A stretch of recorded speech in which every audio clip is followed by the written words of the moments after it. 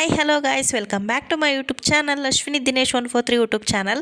So ಇವತ್ತಿನ ವಿಡಿಯೋದಲ್ಲಿ ಗರ್ಭಾವಸ್ಥೆ ಅಂದರೆ ಪ್ರೆಗ್ನೆನ್ಸಿ ಟೈಮಲ್ಲಿ ಆಗುವಂತಹ ಸ್ಕಿನ್ ಪ್ರಾಬ್ಲಮ್ಗೆ ಯಾವ ರೀತಿಯಾಗಿ ಪರಿಹಾರನ ಕಂಡ್ಕೋಬೇಕು ಅನ್ನೋದ್ರ ಬಗ್ಗೆ ಇವತ್ತಿನ ವಿಡಿಯೋದಲ್ಲಿ ತಿಳ್ಕೊಳ್ಳೋಣ. ವಿಡಿಯೋ ಸ್ಟಾರ್ಟ್ ಮಾಡೋಣ. ವಿಡಿಯೋ ಸ್ಟಾರ್ಟ್ ಮಾಡೋಕ್ಕಿಂತ ಮುಂಚೆ ಇನ್ನೂ ಯಾರೆಲ್ಲ ನನ್ನ ಚಾನಲ್ ಸಬ್ಸ್ಕ್ರೈಬ್ ಆಗಿಲ್ವೋ ಪ್ಲೀಸ್ ಸಬ್ಸ್ಕ್ರೈಬ್ ಮಾಡ್ಕೊಳ್ಳಿ, ಯಾಕೆಂದರೆ ಸಪೋರ್ಟ್ ಮಾಡಿ ಗಾಯ್ಸ್. ಸೊ ಪ್ರೆಗ್ನೆನ್ಸಿ ಟೈಮಲ್ಲಿ ಉಂಟಾಗುವ ಹಲವಾರು ಸಮಸ್ಯೆಗಳಲ್ಲಿ ಸ್ಕಿನ್ ಪ್ರಾಬ್ಲಮ್ ಕೂಡ ಒಂದು. ಡಾರ್ಕ್ ಸರ್ಕಲ್ಸ್, ಕಲೆಗಳು, ಗೆರೆಗಳು, ಹಾಗೆಯೇ ಪಿಂಪಲ್ಸ್, ಇಂತಹ ಸಮಸ್ಯೆಗಳಿಗೆ ನಾವು ಮನೆಯಲ್ಲಿನೇ ಮನೆಮದ್ದು ಮಾಡ್ಕೊಳ್ಳೋದ್ರ ಮೂಲಕ ನಾವು ಇಂತಹ ಸಮಸ್ಯೆಗಳಿಂದ ದೂರ ಇರ್ಬೋದು. ಕೆಮಿಕಲ್ಸ್ ಪ್ರಾಡಕ್ಟ್ಸ್ಗಳನ್ನ ಯೂಸ್ ಮಾಡೋದ್ರಿಂದ ಆರೋಗ್ಯದ ಮೇಲೆ ಪ್ರಭಾವ ಬೀಳೋ ಚಾನ್ಸಸ್ ಇರುತ್ತೆ. ಇದರಿಂದ ಮಗುವಿನ ಬೆಳವಣಿಗೆಗೂ ಕೂಡ ತೊಂದರೆ ಆಗುತ್ತೆ. ಪ್ರೆಗ್ನೆನ್ಸಿ ಟೈಮಲ್ಲಿ ದೇಹದಲ್ಲಿ ಆಗುವಂತಹ ಹಾರ್ಮೋನ್ಗಳ ಬದಲಾವಣೆಯಿಂದಾಗಿ ಹಲವಾರು ಚರ್ಮ ಸಮಸ್ಯೆಗಳು ಉಂಟಾಗುತ್ತೆ. ಅದರಲ್ಲಿ ಕಪ್ಪು ಕಲೆಗಳು ಕೂಡ ಒಂದು.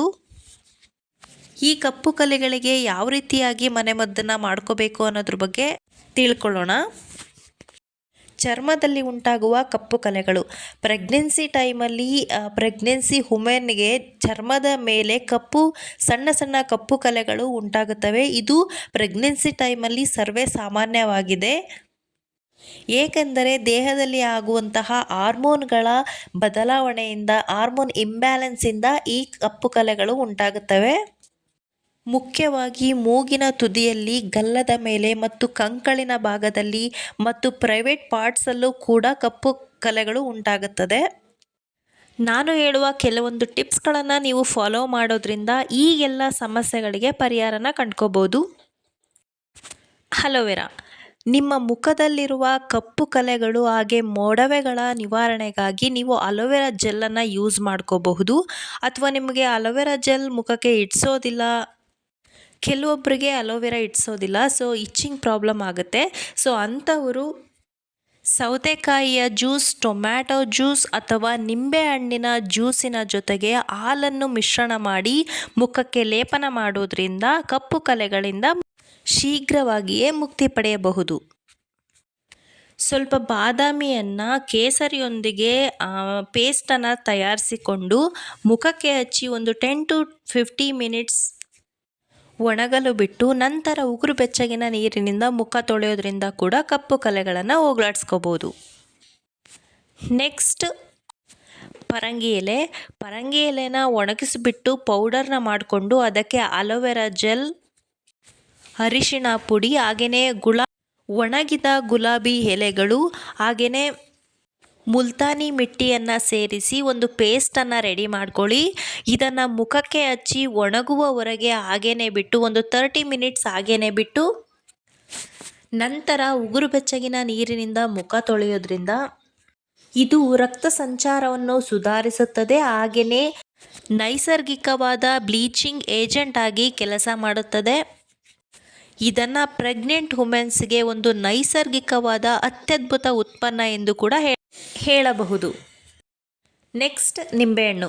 ಒಂದು ನಿಂಬೆಹಣ್ಣನ್ನು ತೆಗೆದುಕೊಂಡು ಅದನ್ನು ಅರ್ಧವಾಗಿ ಕಟ್ ಮಾಡಿ ಒಂದು ನಿಂಬೆಹಣ್ಣಿನ ಪೀಸನ್ನು ಅರಿಶಿಣದ ಪುಡಿಯಲ್ಲಿ ಅದ್ಬಿಟ್ಟು ಕ್ಲೀನಾಗಿ ಮುಖದ ಮೇಲೆ ಒಂದು ಸ್ಮೂತ್ ಮಸಾಜನ್ನು ಕೊಡೋದ್ರಿಂದ ಪ್ರತಿದಿನ ಮುಖದ ಮೇಲೆ ಉಜ್ಜುತ್ತಾ ಬರೋದ್ರಿಂದ ಮುಖದಲ್ಲಿ ಉಂಟಾಗುವಂತಹ ಕಪ್ಪು ಕಲೆಗಳನ್ನು ದೂರ ಮಾಡ್ಕೋಬಹುದು. ಹಾಗೆಯೇ ಇಚ್ಚಿಂಗ್ ಪ್ರಾಬ್ಲಮ್ ಕೂಡ ದೂರ ಆಗುತ್ತೆ.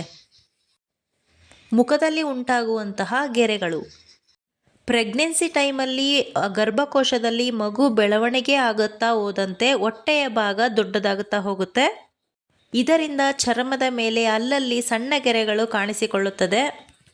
ತೊಡೆಯ ಭಾಗದಲ್ಲೂ ಕೂಡ ಈ ಸಮಸ್ಯೆ ಹೆಚ್ಚಾಗಿರುತ್ತದೆ. ಎಲ್ಲ ಪ್ರೆಗ್ನೆಂಟ್ ವುಮೆನ್ಸ್ಗೂ ಕೂಡ ಈ ಸಮಸ್ಯೆ ಎದುರಾಗುತ್ತೆ. ಇದಕ್ಕೆ ಕೆಲವೊಂದು ಪರಿಹಾರಗಳನ್ನು ತಿಳ್ಕೊಳ್ಳೋಣ. ಚರ್ಮದ ಯಾವ ಭಾಗದಲ್ಲಿ ಗೆರೆಗಳು ಅಥವಾ ಸ್ಟ್ರೆಚ್ ಮಾರ್ಕ್ಗಳು ಹೆಚ್ಚಾಗಿರುತ್ತೋ ಆ ಜಾಗದಲ್ಲಿ ಅಲೋವೆರಾ ಜೆಲ್ಲನ್ನು ಹಚ್ಚಿ ಚೆನ್ನಾಗಿ ಸ್ಮೂತ್ ಮಸಾಜನ್ನು ಮಾಡಿ ನಂತರ ತಣ್ಣಗಿನ ನೀರಿನಿಂದ ತೊಳೆಯಬೇಕು. ನಂತರ ಶ್ರೀಗಂಧದ ಪುಡಿ, ಅಲೋವೆರಾ ಜೆಲ್, ಒಣಗಿದ ಗುಲಾಬಿ ಪುಡಿ, ಬಾದಾಮಿ ಎಣ್ಣೆ ಹಾಗೂ ಹಾಲಿನ ಕೆನೆ ಮತ್ತು ಹಾಲನ್ನು ಹಾಕಿ ನೀರಿನೊಂದಿಗೆ ಚೆನ್ನಾಗಿ ಪೇಸ್ಟನ್ನು ರೆಡಿ ಮಾಡಿಕೊಂಡು ಚರ್ಮದ ಯಾವ ಭಾಗದಲ್ಲಿ ಗೆರೆಗಳು ಅಥವಾ ಸ್ಟ್ರೆಚ್ ಮಾರ್ಕ್ ಇರುತ್ತೋ ಆ ಭಾಗದಲ್ಲಿ ಈ ಒಂದು ಪೇಸ್ಟನ್ನು ಹಚ್ಬಿಟ್ಟು ಅದು ಒಣಗುವವರೆಗೆ ಬಿಟ್ಟು ಸುಮಾರು ಒಂದು 30 ಮಿನಿಟ್ಸನ್ನು ಬಿಟ್ಟು ನಂತರ ಉಗುರು ಬೆಚ್ಚಗಿನ ನೀರಿನಿಂದ ಸ್ನಾನ ಮಾಡ್ಕೊಳ್ಳಿ. ನಂತರ ನೀವು ಸ್ನಾನದ ನಂತರ ಮಾಯ್ಶ್ಚರೈಸರ್ನ ಅಪ್ಲೈ ಮಾಡ್ಕೋಬಹುದು. ಇದರಿಂದ ಸ್ಟ್ರೆಚ್ ಮಾರ್ಕ್ ಮತ್ತು ಗೆರೆಗಳು ಕಡಿಮೆ ಆಗುತ್ತೆ. ಒಡೆದುಕೊಂಡ ತುಟಿ ಮತ್ತು ಇಮ್ಮಡಿಗಳು.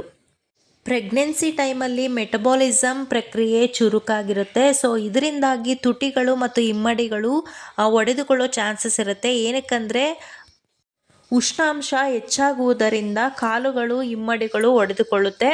ಇದಕ್ಕೆ ಯಾವ ರೀತಿ ಪರಿಹಾರ ಮಾಡ್ಕೋಬೇಕು ಅನ್ನೋದನ್ನ ತಿಳ್ಕೊಳ್ಳೋಣ. ಹಾಲಿನ ಕೆನೆ ಮತ್ತು ಲ್ಯಾವೆಂಡರ್ ಆಯಿಲ್, ಒಣಗಿದ ಗುಲಾಬಿ ಎಲೆಗಳನ್ನು ಮಿಶ್ರಣ ಮಾಡಿ ಪೇಸ್ಟನ್ನು ರೆಡಿ ಮಾಡಿಕೊಂಡು ಇದನ್ನು ಒಡೆದಂತಹ ನಿಮ್ಮ ಇಮ್ಮಡಿಗಳಿಗೆ ಕಾಲುಗಳಿಗೆ ಹಚ್ಕೋಬೇಕು.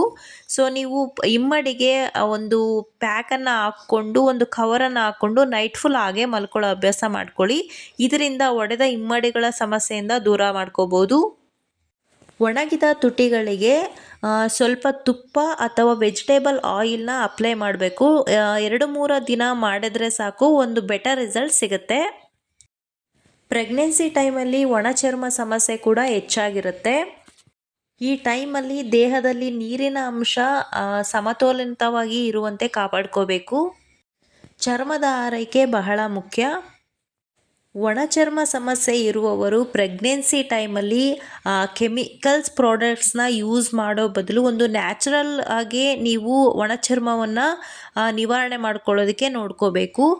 ಇದಕ್ಕೆ ನೀವು ಶ್ರೀಗಂಧದ ಎಣ್ಣೆ ಮತ್ತು ರೋಸ್ ವಾಟರನ್ನು ಮಿಶ್ರಣ ಮಾಡಿಕೊಂಡು ಅದನ್ನು ಬಾಡಿ ಫುಲ್ ಚೆನ್ನಾಗಿ ಮಸಾಜ್ ಮಾಡಿಬಿಟ್ಟು ಸ್ನಾನ ಮಾಡೋದ್ರಿಂದ ಒಣಚರ್ಮ ಸಮಸ್ಯೆ ದೂರ ಆಗುತ್ತೆ. ಸೊ ಕೆಮಿಕಲ್ ಸೋಪ್ಗಳನ್ನು ಯೂಸ್ ಮಾಡೋ ಬದಲು ನೀವು ಈ ಒಂದು ಟಿಪ್ಸನ್ನು ಫಾಲೋ ಮಾಡ್ಬೋದು.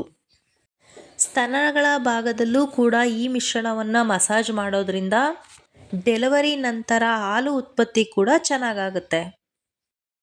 Dark circles. ಪ್ರೆಗ್ನೆನ್ಸಿ ಟೈಮಲ್ಲಿ ಡಾರ್ಕ್ ಸರ್ಕಲ್ಸ್ ತುಂಬ ಕಾಮನ್ ಪ್ರಾಬ್ಲಮ್.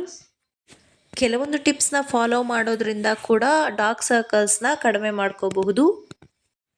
ತಣ್ಣಗಿನ ಹಾಲಿನಲ್ಲಿ ಹತ್ತಿಯನ್ನು ಅದ್ದಿ ಕಣ್ಣಿನ ಕೆಳಗಡೆ ನೀವು ಇಟ್ಟುಕೊಂಡು ಅದನ್ನು ಒಂದು 10 ಮಿನಿಟ್ಸ್ ಹಾಗೇನೆ ಬಿಟ್ಟು ನಂತರ ನೀವು ತೆಗೆಯಬಹುದು. ಅಥವಾ ಲ್ಯಾವೆಂಡರ್ ಆಯಿಲನ್ನು ಸೌತೆಕಾಯಿಯ ಜ್ಯೂಸ್ನೊಂದಿಗೆ ಮಿಕ್ಸ್ ಮಾಡಿ ಕಣ್ಣಿನ ಕೆಳಭಾಗದಲ್ಲಿ ಹಚ್ಕೊಂಡು ಒಂದು 30 ಮಿನಿಟ್ಸ್ ಬಿಟ್ಟು ವಾಶ್ ಮಾಡ್ಕೋಬಹುದು. ಸೇಬು ಹಣ್ಣು ಅಥವಾ ಕಿತ್ತಳೆ ಹಣ್ಣಿನ ಭಾಗದಿಂದ ಕೂಡ ಕಣ್ಣಿನ ಕೆಳಗಡೆ ಒಂದು ಮಸಾಜನ್ನು ಮಾಡ್ಕೊಳ್ಳೋದ್ರಿಂದ ಡಾರ್ಕ್ ಸರ್ಕಲ್ಸ್ ದೂರ ಆಗುತ್ತೆ. ಅಥವಾ ಬೆಣ್ಣೆಯೊಂದಿಗೆ ಅರಿಶಿಣವನ್ನು ಮಿಕ್ಸ್ ಮಾಡಿ ಕೂಡ ಕಣ್ಣಿನ ಕೆಳಗಡೆ ಹಚ್ಕೊಂಡು ನಂತರ ನೀವು ತೊಳೆದುಕೊಳ್ಳೋದ್ರಿಂದ ಕೂಡ ಡಾರ್ಕ್ ಸರ್ಕಲ್ಸ್ ಕಡಿಮೆ ಆಗುತ್ತೆ.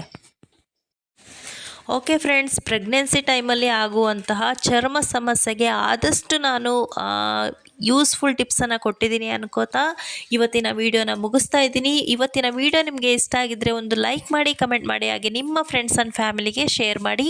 ಇನ್ನೂ ಯಾರೆಲ್ಲ ನನ್ನ ಚಾನಲ್ ಸಬ್ಸ್ಕ್ರೈಬ್ ಆಗಿಲ್ವೋ ಪ್ಲೀಸ್ ಸಬ್ಸ್ಕ್ರೈಬ್ ಮಾಡ್ಕೊಳ್ಳಿ. Okay friends, take care, bye ಬಾಯ್.